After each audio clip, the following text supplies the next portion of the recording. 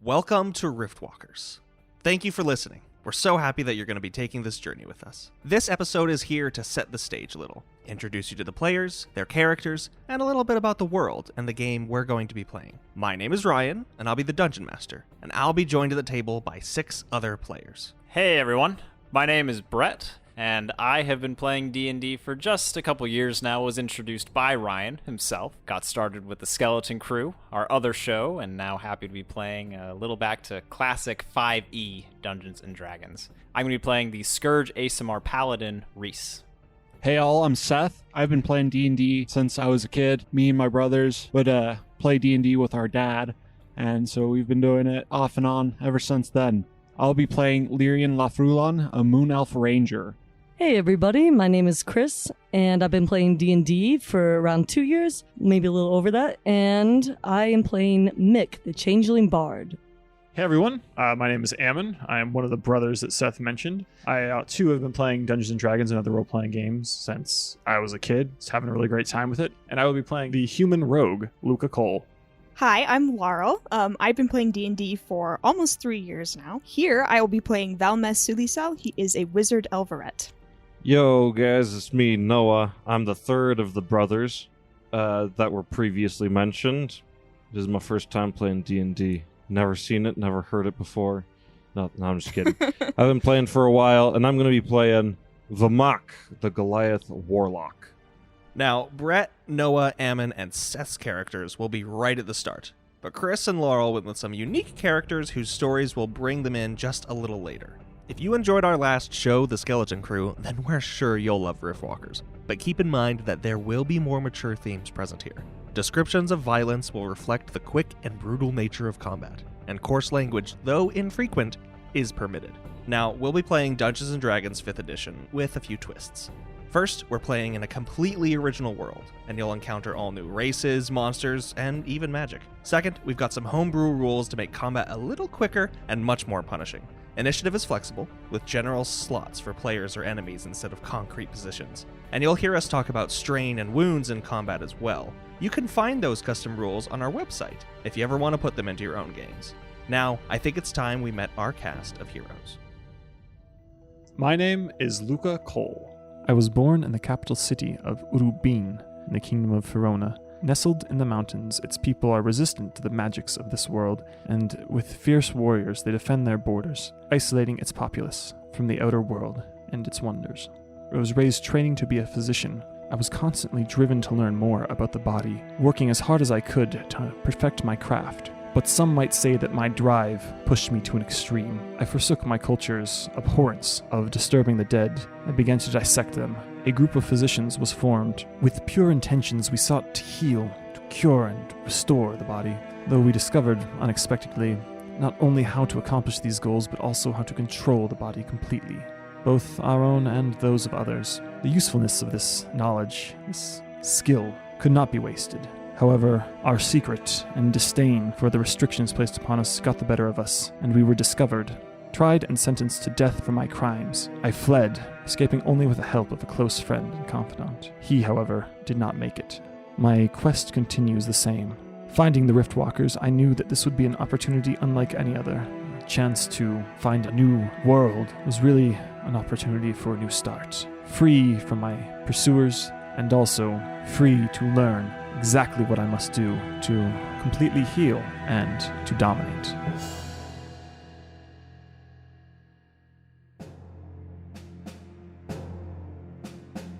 My name is Rolandir, but I'd prefer it if you called me Reese. Being a Rift Warden, however, means I usually only get addressed as Lieutenant. I've been a Rift Warden for 12 years. Even after all that time, my colleagues still haven't gotten used to the mask. As an Aasimar, I was frequently looked upon as different or strange. And even though the Wardens became my family, it never felt like one.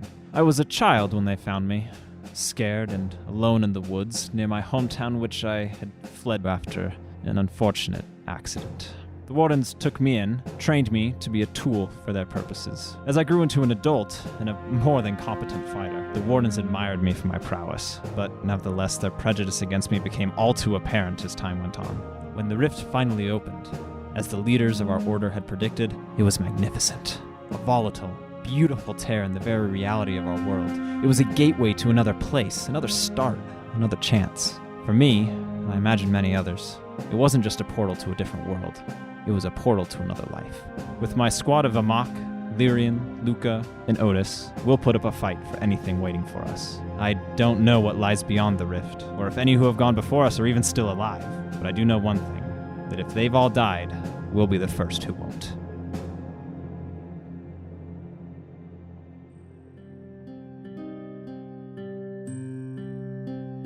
I am Lirion of House Lafruilon. My father, King Lithwin, is the ruler of the Arathnor Kingdom. My family is known as the Keepers of the Moon. While I am a prince and have been trained in the ways of nobility, I've used my free time to expand my knowledge in many different ways, such as combat with the bow and the sword. However, I am also trained in more scholarly attributes, as I know a variety of languages, the histories of many civilizations, and have even dabbled in the realm of medicine. Whilst on assignment from my father to rid our lands of bandits, I came upon one of the bandit groups attacking an Aasimar. I quickly dispatched the group with a flurry of arrows as they were distracted, and ran to help this Aasimar. As I approached, he slowly faded into unconsciousness. I did what I could to help him, but fearing that would not be enough, I brought him to the healers within the kingdom. When he awoke, I was summoned to speak with him in his native celestial tongue. He thanked me, and he told me his true name, but said that he prefers to go by Reese. He was traveling to the land of my people to search for those willing to go through the rift. After his recovery, I led him through our borders. On this journey through the mountains and the forests of this land, we gained respect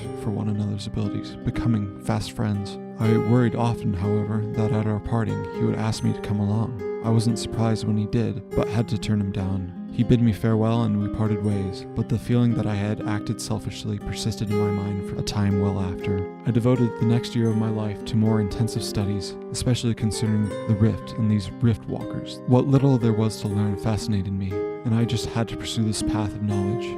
Whether for selfish or unselfish reasons is yet to be revealed.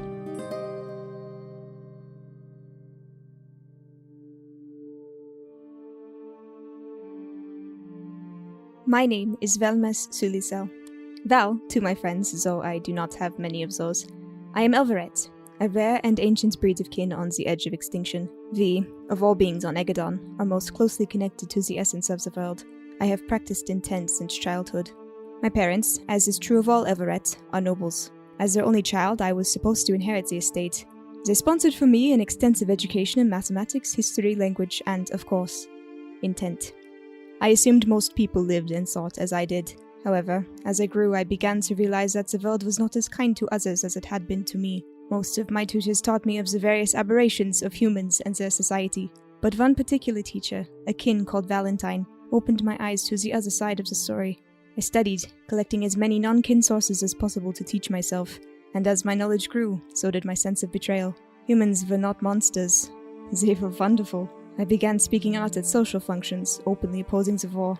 Most Elvaret saw this as childish rebellion. In order to preserve their reputation, my parents barred me from leaving the estate and, more egregiously, no longer permitted my study. For 10 years, in secret, I practiced nothing but intent and plotted a means of escape. On my 50th birthday, the human equivalent of 18, I left home and made my way south, toward human lands. My various attempts to aid those I encountered almost always ended in disaster. I found my savior in Cassandra Coltier, a Taelic noblewoman with a history of social rebellion herself. She showed me another way to create change, from the top down. She even adopted me, named me her heir, and helped me to craft a human disguise for myself. To honor the teacher who had first opened my eyes, I adopted the identity of Valentine Eventide, but you can still call me Val.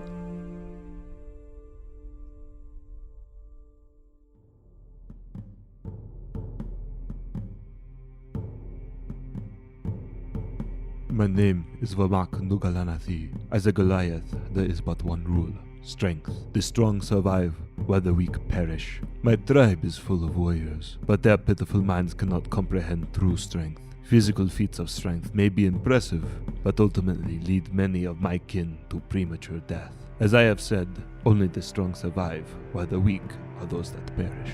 I seek a different source of power to give me strength. I have learned the mysteries of death, and draw its energy to me through my necromancy. It has given me the strength to rise above my kinsmen and leave them to their foolishness. While they launch themselves recklessly to their deaths with pointless conflict and meaningless rituals, I have entered the world to exploit its secrets. My pursuit of knowledge has deepened my comprehension of the mystical arts and has given me greater control over life and death. My search for knowledge and power has led me to the Rift Wardens. They have discovered a portal to a new world. Little is known of this world, but it presents promising opportunities to further expand my understanding of magic. I have agreed to explore this new world for them, but I care little for their mission. My allegiances lie not with them, but with my own pursuit of power. I have already freed myself from the bonds of my people. I freed myself from the bonds of ritual and tradition, foolishly passed on by those who believed themselves better simply because they lived. For all their boasts of strength and power, death still took them. I will free myself from the chains of this mortal existence through my own will. Magic, knowledge, power. They are but tools for me to mold others to my desires and shape the world as I see fit. The Wardens are powerful, yes, and I will draw from their strength, but in the end, I will free myself from them as well, and discard them with the rest of this weak and pathetic world. The weak perish, and I am anything but weak.